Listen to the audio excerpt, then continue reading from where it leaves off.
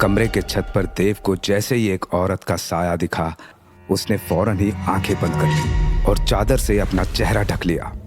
देव का दिल जोरों से धड़क रहा था, उसकी सांसें तेज हो गई थी। उसने निखिल को आवाज दी, लेकिन निखिल ने कोई जवाब नहीं दिया। निखिल के कान पर हेडफोन लगा था, जिसकी आवाज इतनी तेज थी कि निखिल को बाहर का कुछ सुनाई नहीं दे रहा था। देव वैसे तो भूत प्रेत में नहीं मानता, लेकिन उसे डर तो लगता है। डर किसी के लौट आने का, डर बचपन की एक याद का, डर उस चुड़ैल का, उसी बुरी आत्मा का जिसने पूरे यकीन के साथ देव की मां कल्याणी से कहा था, कल्याणी मैं आऊंगी, वापस आऊंगी, मैं ले जाऊंगी तेरे देव को अपने साथ अपनी दुनिया में हमेशा हमेशा के लिए। और जब ऐसा होगा तब ना तो तू कुछ कर पाएगी और ना तेरा ये पुजारी बाबा कुछ कर पाएगा। उस चुड़ैल के ऐसा कहते ही कल्याणी ने 10 बरस के देव को अपने पीछे छुपा लिया। तभी पुजारी बाबा ने अपने हथेली में गंगा जल लिया और हवा में लटकती हुई उस बुरी आत्मा से बोले, तू आएगी वापस, मैं भी देखता हूं मेरे मंत्रों के। ये सुनकर वो चुड़ैल हंसने लगी। उसकी हंसी पुजारी बाबा के सीने में एक तीर के जैसे लगी। उन्होंने फौरन ही एक मंत्र पढ़ा और उस चुड़ैल के ऊपर गंगा जल छिड़क दिया, लेकिन इसका उस चुड़ैल पर कोई असर नहीं पड़ा। वो तो और जोर जोर से हंसने लगी। पुजारी बाबा को कुछ समझ में नहीं आया कि उनका इतना शक्तिशाली मंत्र काम क्यों नहीं किया, कि तभी अपनी मां के पीछे खड़े देव की नजर उस चुड़ैल की दाहिनी बाह पर पड़ी। उसकी बाह पर कुछ लिखा हुआ था। क्या लिखा था देव ये पढ़ पाता उससे पहले ही पुजारी बाबा ने अपने पोटली से भस्म निकाली और एक मंत्र पढ़कर उस भस्म को उस चुड़ैल के ऊपर डाल दिया। और इस बार उस चुड़ैल पर असर हुआ। वो एकदम से चीखने लगी और अगले ही पल वो गायब हो गई। वो कौन थी, कहां से आई थी और अचानक से गायब कैसे हो गई? इन सवालों के जवाब किसी के पास नहीं थे। 10 बरस का देव जो मां के पीछे छिपा हुआ था, चुड़ैल के गायब होते ही उसने मां से पूछा, माँ वो अब वापस तो नहीं आएगी ना? मुझे उससे डर लगता है। डरते नहीं देव, मैं हूं ना, और अब वो वापस नहीं आएगी। कल्याणी ने पूरे यकीन से कहा। तभी पुजारी बाबा ने बिना देर किए मंत्रों की शक्ति से एक रक्षा कवच सिद्ध किया और देव के गले में पहना दिया। लाल धागे से बने उस रक्षा कवच में एक रुद्राक्ष भी था। रुद्राक्ष देखकर देव खुश हो गया और दौड़ते हुए अपने कमरे में चला गया। देव के जाते ही पुजारी बाबा कल्याणी से बोले, बड़ी बहू, वो कोई साधारण आत्मा नहीं थी, बहुत शक्तिशाली थी। वो मेरे मंत्रों से कैद नहीं हुई, बल्कि अपनी मर्जी से गई है और मुझे डर है कि वो लौटकर जरूर आएगी। लौटकर आएगी? मतलब मेरे देव को अभी भी खतरा है बाबा? कल्याणी ने घबराते हुए बाबा से कहा, नहीं बड़ी बहू, जब तक देव के गले में वो रक्षा कवच है तब तक उसे कोई खतरा नहीं है। वो चुड़ैल अब देव का कुछ नहीं बिगाड़ पाएगी। बस एक बात का ध्यान रखना, देव के गले से वो रक्षा कवच कभी नहीं उतरना चाहिए। अतीत की वो याद जिस पर देव ने इतने सालों से पर्दा डाला हुआ था, वो याद फिर से उसकी आंखों में उतर आई।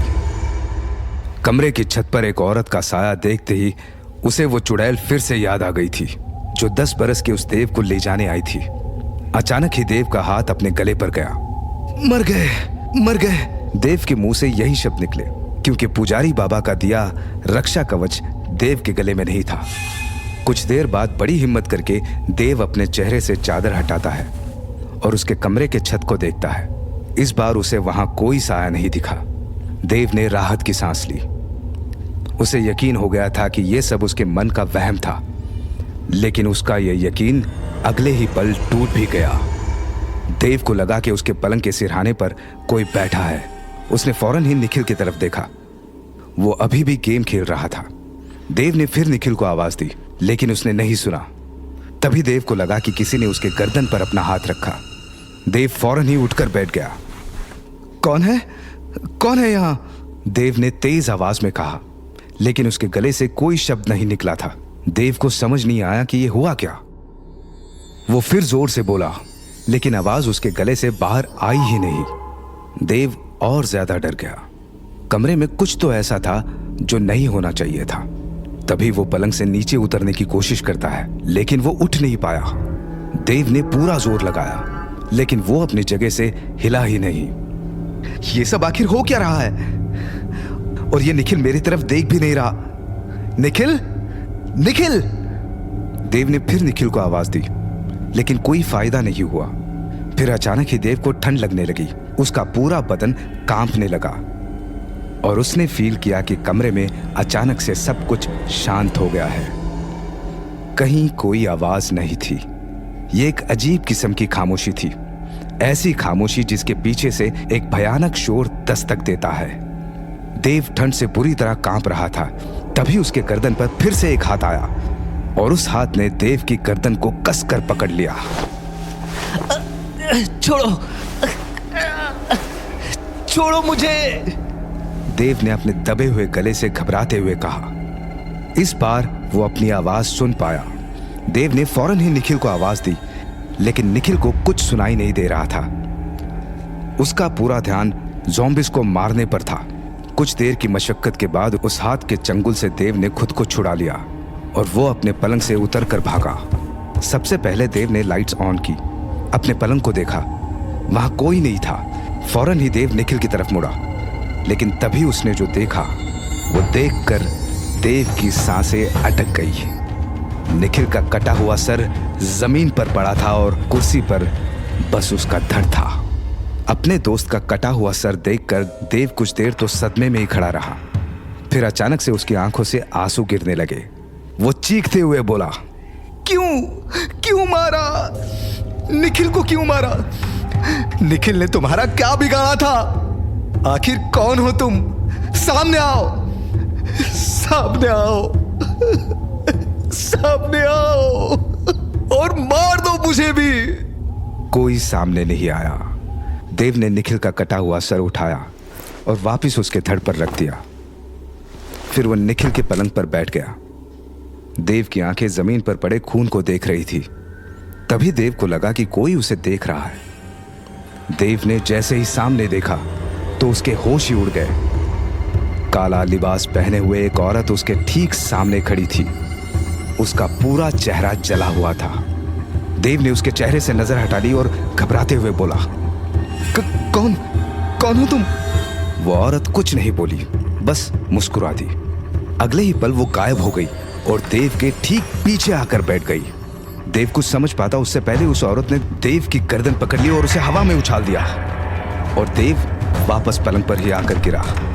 वो औरत अब वहां नहीं थी। देव ने यहां वहां देखा, लेकिन वो कहीं नहीं दिखी। उसकी आवाज कमरे की छत से आई थी। देव ने फौरन ही ऊपर देखा। वो औरत कमरे की छत पर उल्टी लटकी हुई थी। उसने देव की आंखों में देखा और उसे डर दिखाई दिया। देव की आंखों में देखकर वो औरत फिर से मुस्कुराने लगी। कौन हो तुम? और मुझसे क्या चाहती हो? और निखिल को क्यों मारा? क्यों मारा निखिल को? देव इस बार गुस्से में बोला। देव का तल्ख लहजा सुनते ही वो औरत देव के ठीक सामने आकर खड़ी हो गई और तेज आवाज में बोली, मरेंगे, सब मरेंगे और तू कुछ नहीं कर पाएगा। तड़पेगा, बस तड़पेगा तू, अपने लोगों के लिए, अपनी खुशी के लिए और अपने प्यार के लिए। सुना तूने? प्यार के लिए। उस औरत ने जो कहा वो सुनकर देव ने फौरन उसकी दाहिनी बाह को देखा, लेकिन अचानक ही वो गायब हो गई और फिर से देव के पीछे आ गई और कान में धीरे से बोली, हैप्पी बर्थडे देवराज।